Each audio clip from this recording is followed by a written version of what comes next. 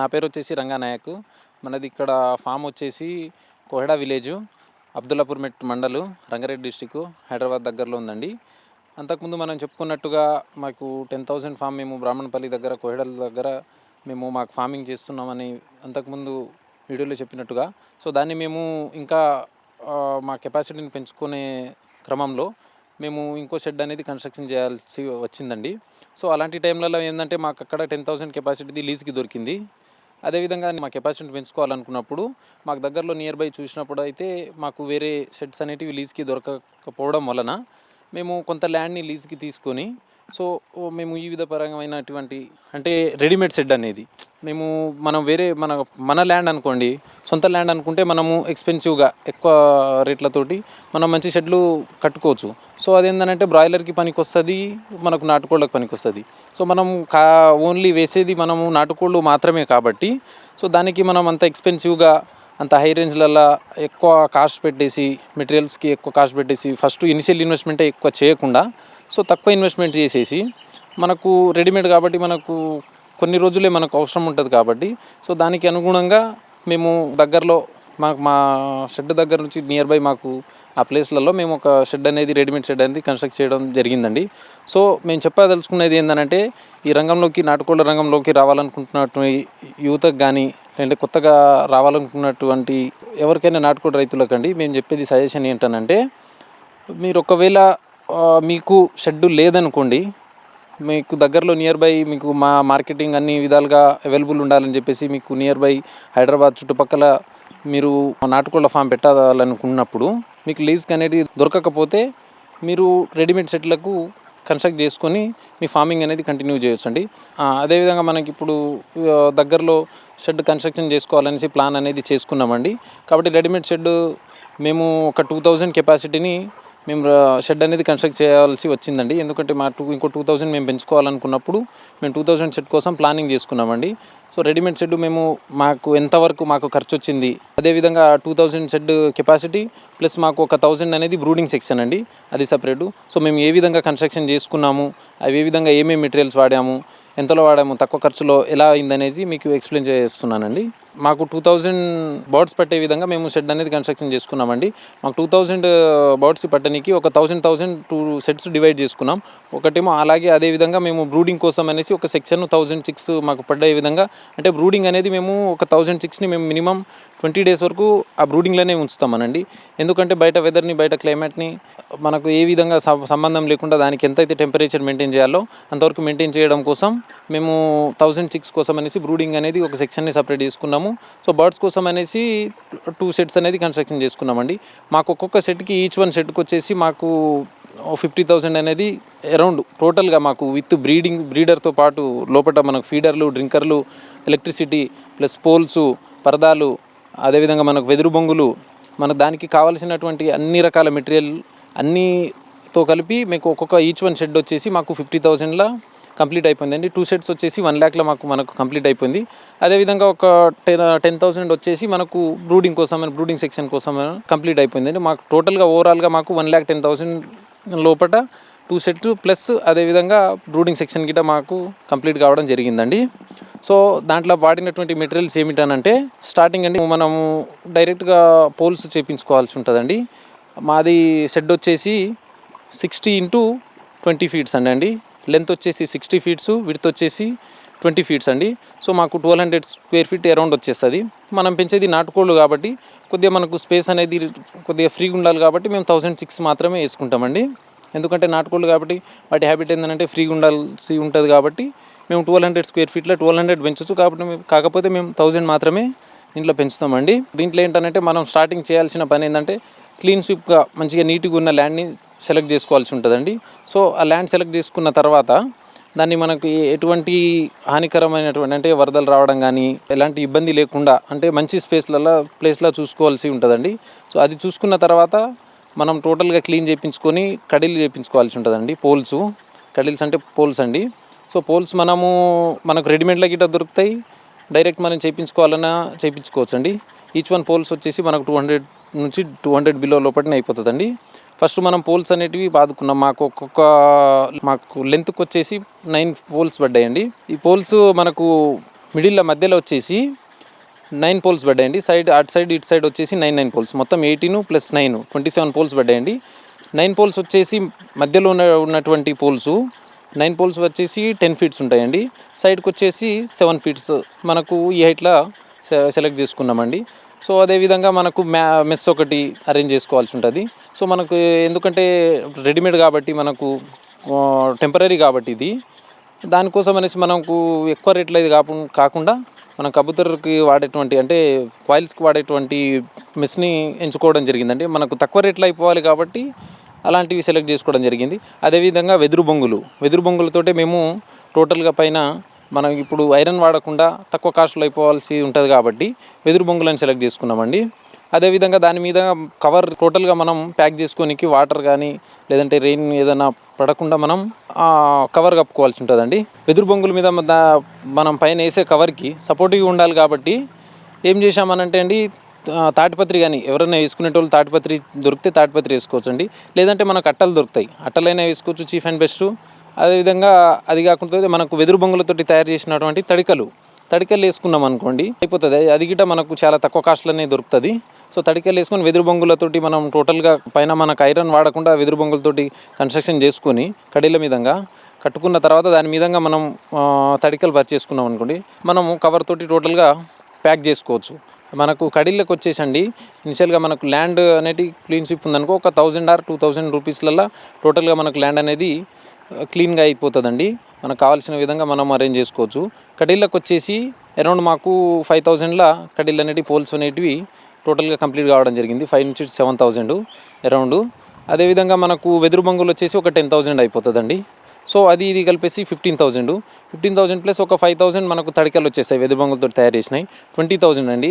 లారీలకు కప్పేటువంటి పరదాలు ఉంటాయి కదా, సో అది వచ్చేసి మనకు ఒక 5,000కి వచ్చేస్తుందండి, 25,000. అదేవిధంగా మనకు సైడ్స్కి గిట్ట కావాలి కాబట్టి అవే పరదాలు. సో వేరే అంటే దానికి మనకు పైన వాడేటివి వేరుంటాయి, సైడ్కి వాడేటివి పరదాలు వేరుంటాయండి. అవి ఒక 3,000 వేసుకోవాలి.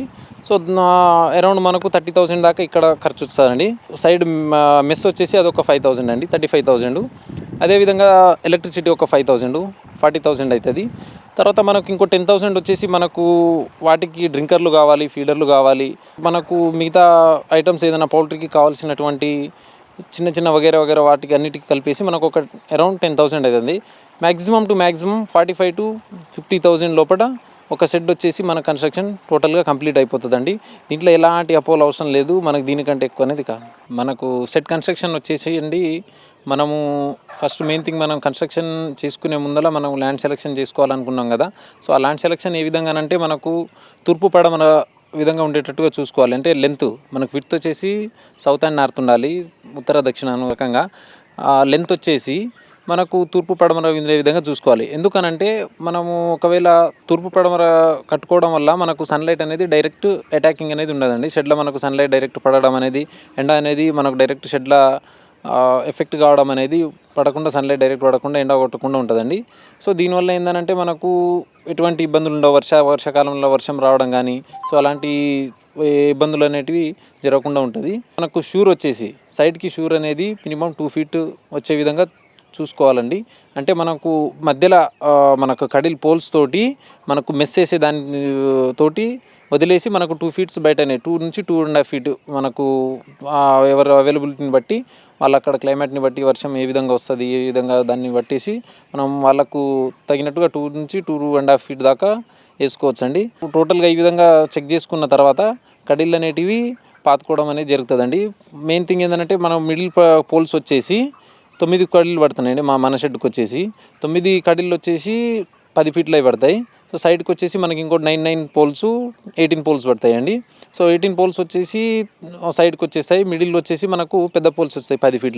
సైడ్కి వచ్చేసి 7 or 8 feet మన ఇంట్రెస్ట్ని బట్టి, అది అంటే మన ల్యాండ్ సాయిల్ దీన్ని బట్టేసి ఎంత గట్టిగా ఉంటుంది అనేసి దాన్ని బట్టి మనం ఎన్ని ఫీట్లు లోపలికి గ్రౌండ్లో పెట్టుకోవాలనే దాన్ని చెక్ చేసుకొని పెట్టుకోవాల్సి ఉంటుందండి. సో అదేవిధంగా దాని తర్వాత మనం మెస్ వచ్చేసి మనము హైట్ని బట్టి సైడ్ హైట్ని బట్టి మనకు 7 ఫీట్ మనము పోల్ తీసుకున్నాం కదా. సో ఆ 7 ఫీట్కి తగ్గట్టుగా మనం ఒక 7.5 ఫీటు మెస్సు తీసుకోవాల్సి ఉంటుందండి. సో ఆ మెస్ వచ్చేసి మనకు కొన్ని రెడీమేడ్లో చాలా రకాల మెస్సులు దొరుకుతాయి. సో మనకి ఏదైతే సూటబుల్ ఉంటుందో తక్కువ కాస్ట్లో మనమైతే వైల్స్కు వాడేటువంటి మనకు తక్కువలో కావాలి కాబట్టి మనకు సెట్ కన్స్ట్రక్షన్ అనేది ఎంత తక్కువలో అయితే ఎంత కావాలి కాబట్టి మనము చీఫ్ అండ్ బెస్ట్గా ఇది కాయిల్స్ యొక్క మెస్ని మనము ఎంచుకోవడం జరిగిందండి. అదేవిధంగా మనకు పైన వచ్చేసి పరదాలండి. పరదాలు వచ్చేసి మనకు టోటల్గా షెడ్కి మనకు పై వరకేనండి. సైడ్కి మళ్ళీ వేరే సపరేట్ పరదాలు వస్తాయి.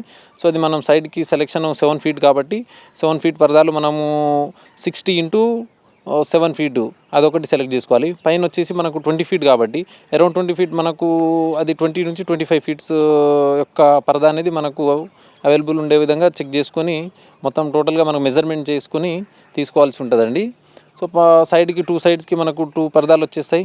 పైన వచ్చేసి పెద్ద పరదాలు మనకు 20x60 అదొక పరదాలు వచ్చేస్తాయి. సో దాని కింద మనము తాడిపత్రి కానీ లేదనంటే మనం వెదురు బొంగలతో తయారు చేసినటువంటి తడకలు అదేవిధంగా మనకు వెదురు బొంగులతోటి మన కడ్డీల మీద పేర్చేసుకొని ఈ విధంగా కన్స్ట్రక్షన్ చేసుకోవచ్చండి.